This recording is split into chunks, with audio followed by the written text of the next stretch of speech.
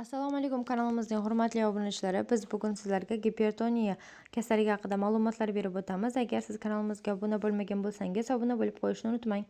Gipertoniya qon tomirlarining nerv funksional faoliyati buzilishi natijasida kelib chiqadigan kasallikdir.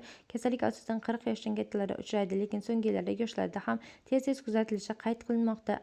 Gipertoniyadan ayollar ham erkaklar ham bir xil aziyat chekishadi. Bu kasallik yurak, qon tomir tizimi kasalliklari bilan kasallangan odamlar ichida yetakchi o'lim sabablaridan hisoblanadi. Necha o'n yillar davomida olimlar bu kasallikni o'rganish bilan band. Tadqiqotlarga ko'ra, gipertoniya sayyoramizdagi nogironlikning asosiy sabablaridan biridir. Statistik ma'lumotlarga ko'ra, qon bosimi oshganda birinchi yordam kech ko'rsatilsa, bemorlarning ahvoli juda og'irlashishi, hatto o'lim kuzatilishi mumkin.